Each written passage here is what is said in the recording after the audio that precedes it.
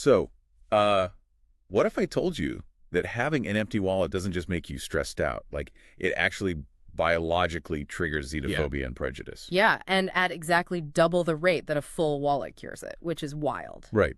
Or what if I told you that being highly educated doesn't just make you smarter, it literally rewires your brain to reject hatred? Exactly. We're opening up this massive data set today that pretty much proves the true puppet master behind global hatred is, well, it's hiding in plain sight. It's sitting right in your pocket. I mean, we live in this era of just extreme material abundance. You can tap a piece of glass and get groceries delivered in an hour. Oh, absolutely. Supercomputers, global connectivity, all of it. But then you look out the window or just, scroll through your phone, and civilization honestly feels like it's backsliding. It really does. We're seeing this global storm of exclusion and just intense polarization sweeping across completely different continents. Which makes you wonder why, right? Like, why now when we theoretically have enough to go around? So welcome to the deep dive. We are looking at a really rigorous 2014 working paper from the National Bureau of Economic Research. The NBER. They're basically the gold standard for this kind of economic data. Yeah, by two top economists, Naci H, Mocan and Christian Raschke. And they are using cold, hard math to dissect, well, the most dangerous human emotion. Hatred. Yeah, and before we really get into the weeds here, we need to set a boundary for you listening. Oh, definitely. This is crucial. Because this paper measures really radioactive topics. Anti-Semitism, racism, xenophobia, immigration. So let me just say this directly to you. We are not taking any political sides here. Left, right, center, we aren't endorsing any of it.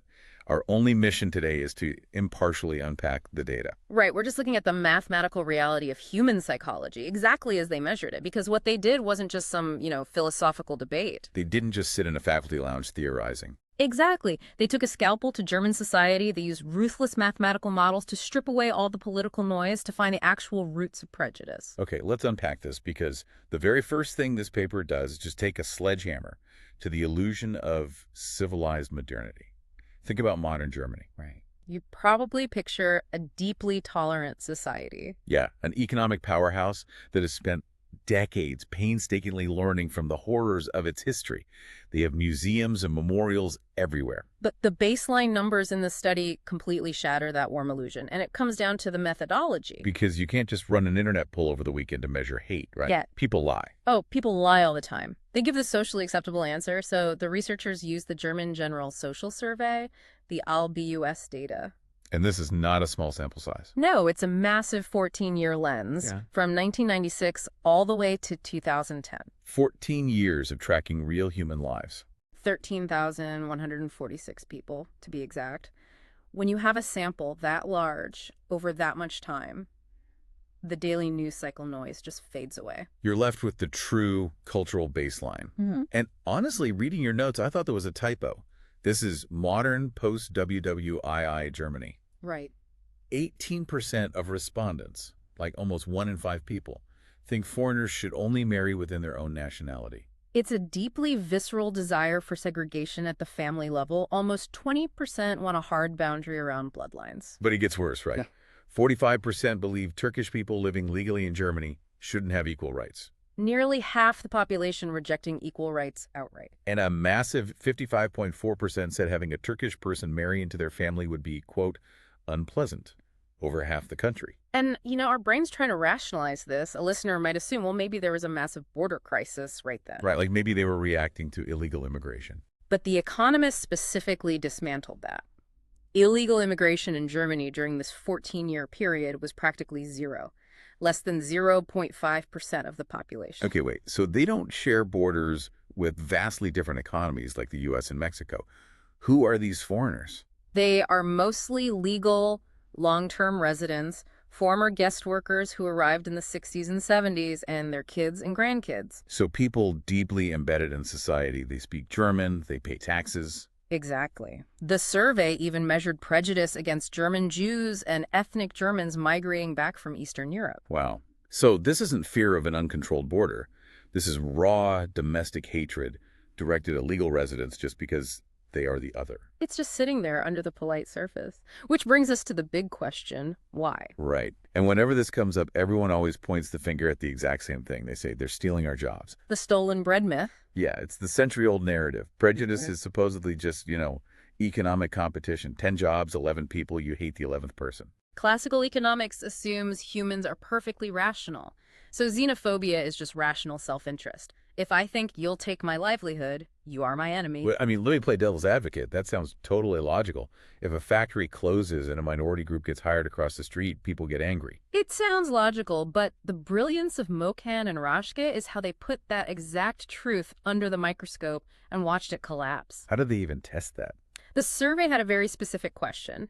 It asked if respondents agreed that foreigners should be sent home when jobs get scarce. Oh, okay. So that isolates the pure economic self-interest group? Precisely. And they statistically controlled for it. They basically said, let's remove the people who want to deport foreigners just because of job scarcity. So if prejudice is really just about jobs, removing those people should drop the hate levels down to 0 in the math. Right. But it didn't. Not even close. Let me guess. The numbers didn't budge. When they stripped away the job scarcity factor, the intense prejudice toward Jewish, Turkish, and Italian populations remained incredibly strong and highly significant. So the hostility isn't actually about losing a job to a specific person at all. No, it transcends material competition entirely. Then what is it? If it's not a fight over a paycheck, what's driving it? They turned to behavioral economics for this, specifically models by George Akerlof and Rachel Cranton about identity. Identity. Okay, break that Akerlof model down for me. Think about it like this. People don't just get happiness from money. They get psychological value from social status and their group identity. Like being part of a club. Exactly. Say you base your self-worth on being in the Native Citizens Club. It gives you superiority and a place in the hierarchy. Okay, I'm Molo. Now imagine you suffer a setback, you lose money, or your status slips, your ego is threatened. Right, so you panic. And your brain clings to the one thing you haven't lost, your membership in that exclusive Native club. But for a club to feel valuable, there has to be an outgroup. Oh, wow. People who are explicitly forbidden from joining. Yes. So prejudice operates as a non-competitive psychological defense mechanism. You reassert your identity by pushing the outsider down. It's an emotional barrier to protect a fragile ego when your economic status drops. They aren't trying to steal their job back. They're trying to get their dignity back. Okay, so if it's not literal job competition, what is the lever? What makes that status crack? This is where it gets scary. Simply feeling like you are getting poorer physically rewires your brain to be more cruel. This is that microeconomy of hate thing. Yes. They didn't just look at actual tax returns. They looked at how people subjectively rated their personal economic situation. Good, bad, or neutral. So the wallet acts as a thermostat for the brain's empathy. Let's look at the numbers.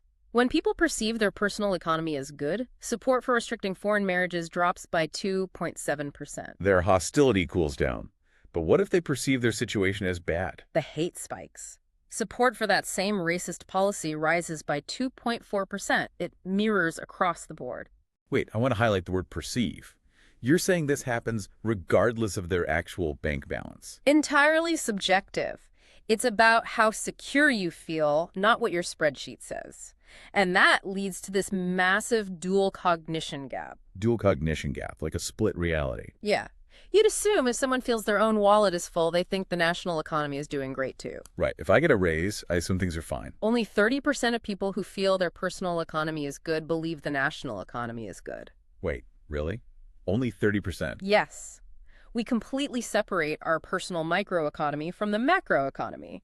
You can have a guy driving a brand new Mercedes who is convinced the nation is collapsing. And both of those realities manipulate our prejudices independently. They do. Which brings up the asymmetry of pain. You noted the symmetry earlier, right? Feeling good drops hate by 2.7. Feeling bad raises it by 2.4. Yeah, it seemed roughly even. But when you look at extreme hatred, the math breaks. Good news barely makes us kinder, but a slight downturn makes extreme hatred erupt. Why is bad news weaponized so much more effectively? Loss aversion. Daniel Kahneman and Amos Tversky proved we feel the pain of losing something way more acutely than the joy of gaining it. Give me a tangible example of that. Imagine finding a $100 bill on the sidewalk. You feel great, dopamine hits. Sure, I'd be thrilled. Now imagine realizing you lost a $100 bill from your pocket. The psychological impact ruins your week. You obsess over it. Oh, totally. I would be recounting my steps for days. Evolutionarily, losing resources meant death. So the brain treats economic loss as an immediate physical threat. And how does that map to extreme prejudice in the data? They created a variable called intense dislike, people agreeing with multiple extreme statements, like stripping rights from everyone. The truly extreme xenophobia metric. When they ran regressions on that group, a good personal economy only decreased hate by 1.46%, but a bad economy increased it by 3.03%. More than double. That is terrifying. It's like one drop of black ink in water just ruins the whole glass instantly. Exactly. And let's connect this back to that Mercedes driver, the macro anxiety projection. Right. So say my wallet is full, my personal economy is great, but I turn on the TV and see tickers about inflation and deficits. You feel like the country is going to hell. Does my brain listen to my full wallet or the angry TV? The television wins. If you perceive the national economy as worsening, your desire to ban foreigners from politics spikes by 6.2%. 6.2. Just from perceiving the nation is doing poorly. Hostility to intermarriage rises by over 5%. We project abstract, invisible national anxieties onto visible minority groups in our neighborhoods.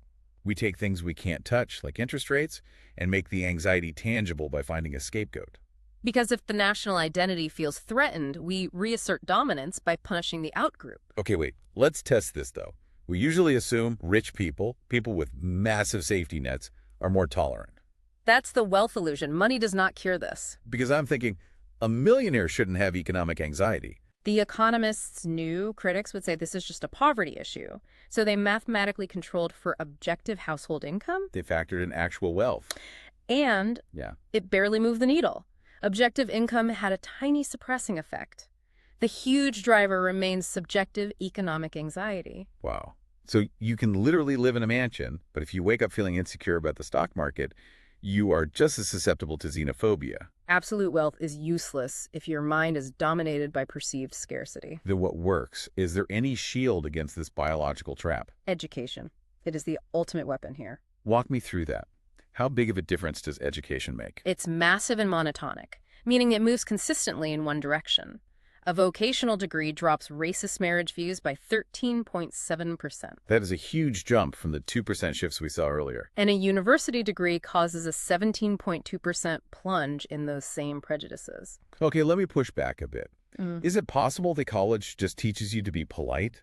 Like, they know saying yes to a racist survey looks bad, so they lie. That's social desirability bias. And they addressed it using Edward Glazer's theory of hate. Glazer treats hate as a commodity, right? Like a political market. Yes. Politicians supply hate to gain power.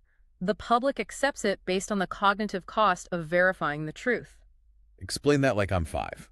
A politician is a salesman selling fear. They tell you, Group X is destroying the economy. Because they don't have actual policies to sell. Right. Now, if you have a university degree, you have better critical thinking and historical context. The cost for you to verify that claim and realize it's a lie is very low. So you don't buy the hate product. Exactly.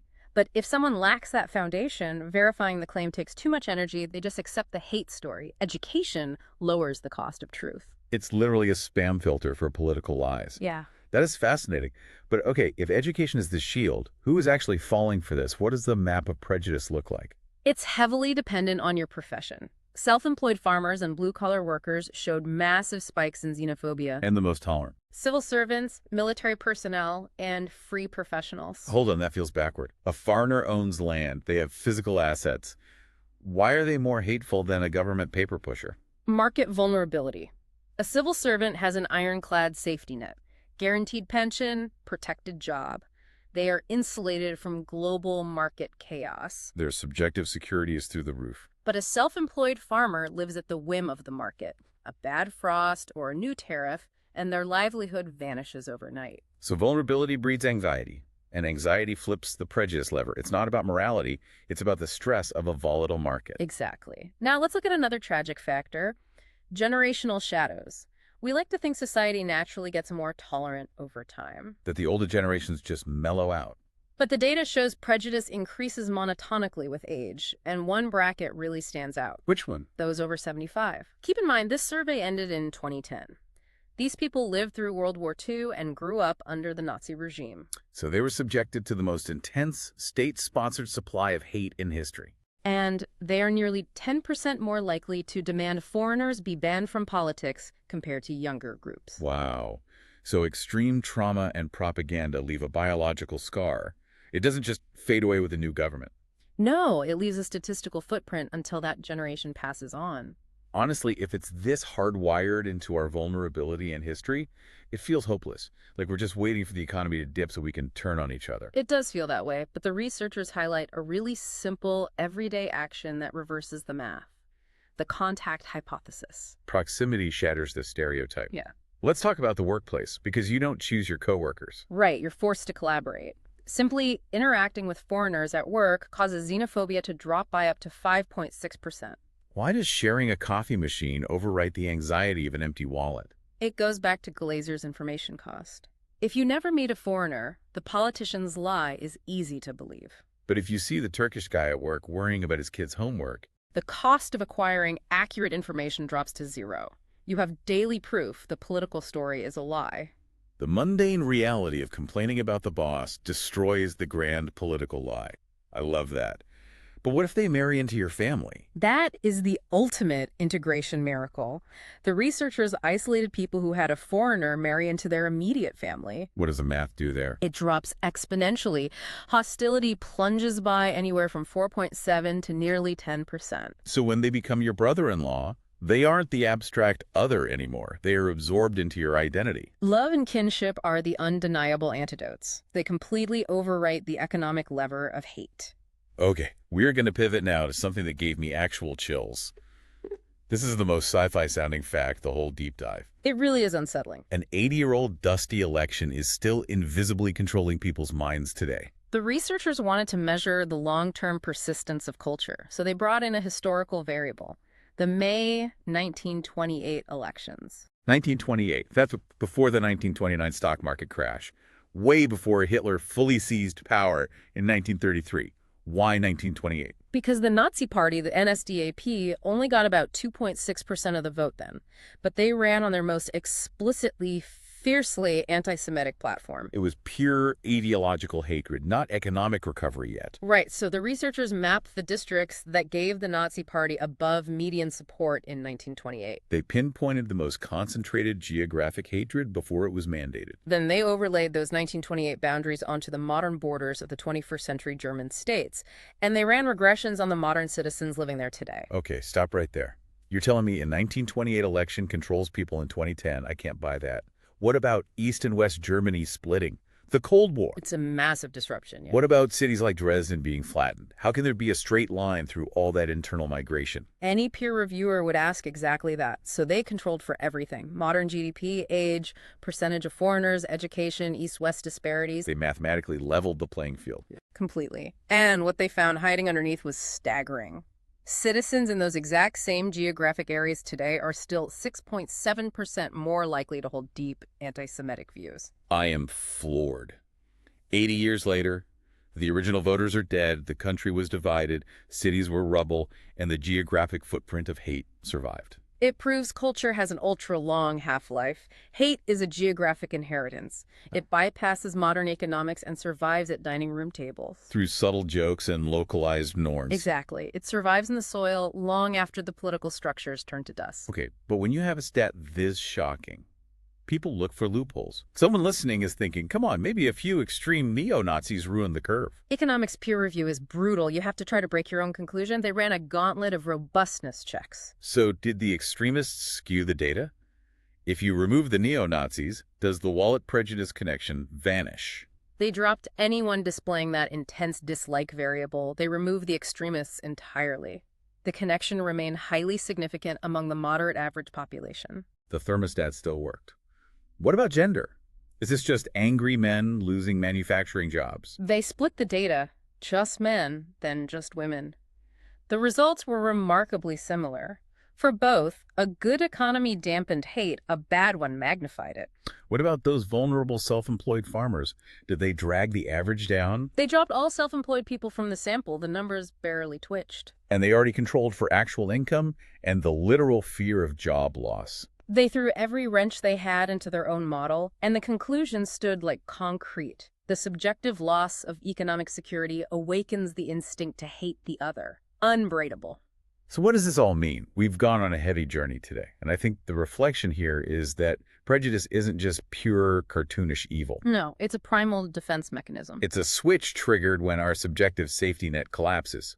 When we feel market vulnerability, the monster wakes up, demands an outgroup, and lashes out to regain control. And the trigger doesn't have to be a Great Depression. Just the feeling of slipping backward is enough. And as we saw with the 1928 ghost, once that hate normalizes in a community, it lingers for a century, waiting for the next dib to wake it up. It's incredibly resilient. Which brings me back to the start. I want to turn directly to you, the listener. This paper was about Germany 10 years ago. But look out your window today. It's incredibly relevant right now. We are entering a volatile era of global economic slowdowns. We have inflation making everyone's paycheck feel smaller. Subjective insecurity is rising. And we're living inside algorithmic echo chambers designed to monetize outrage and feed us fear. If an empty wallet triggers hate, and we're all feeling a little poorer. Are we doomed to repeat the loop of the 1920s? Or, this time, armed with the cold, hard data of our own psychological flaws, can we recognize the lever when it's being pulled? Can we stop the switch from flipping? Think about that the next time you feel the urge to blame an outsider for an empty wallet.